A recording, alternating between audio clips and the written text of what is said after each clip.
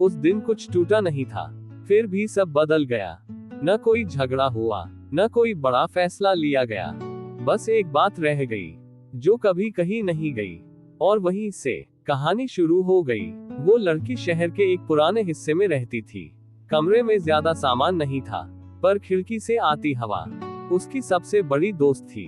वो अक्सर उस खिड़की पर बैठकर लोगों को जाते हुए देखती और सोचती, क्या कोई कभी उसके पास रुकने भी आएगा।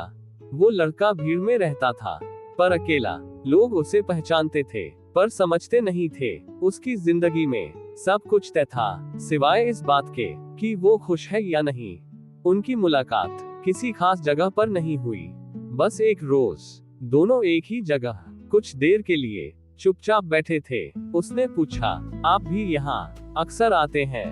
वो मुस्कुरा दिया, हाँ, यहाँ आकर लगता है कि किसी को कुछ साबित नहीं करना।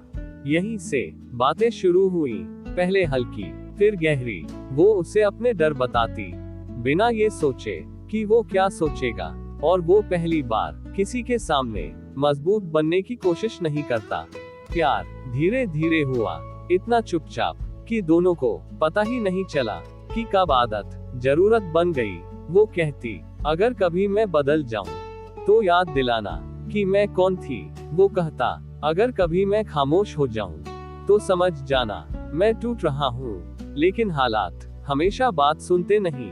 एक दिन वो मिलने नहीं आया, ना कोई मैसेज, ना कोई वजह। लड़की ने पूछा नहीं, क्योंकि वो जानती थी कुछ सवालों के जवाब और ज्यादा तोड़ देते हैं। कई दिन बाद वो आया, आंखों में थकान थी, आवाज में डर। मेरे घर वाले मेरे लिए कुछ तय कर चुके हैं, उसने कहा, और इस बार मैं लड़ नहीं पाया। लड़की ने कुछ देर उसे देखा, फिर बहुत शांत होकर बोली, आप हार नहीं रहे, आप बस अपनी जिंदगी चुन रहे हैं। और तुम? उसने पूछा।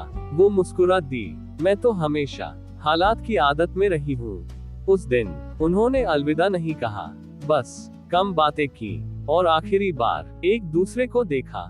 कुछ रिश्ते खत्म नहीं होते, बस रोज थोड़े थोड़े कम होते जाते हैं। वो लड़की उसी खिड़की के पास आज भी बैठती है, हवा आती है, पर अब सवाल नहीं। वो लड़का अब भी भीड़ में रहता है, लोगों के बीच, पर खुद से दूर। कभी कभी दोनों अलग अलग जगह एक ही बात सोचते हैं, हम गलत नहीं थे, बस एक साथ सही वक्त पर नहीं थे। और यही सोच उन्हें सबसे ज्यादा रुला देती है, क्योंकि कुछ प्रेम मिलकर नहीं, छूटकर जिंदगी बन जाते हैं।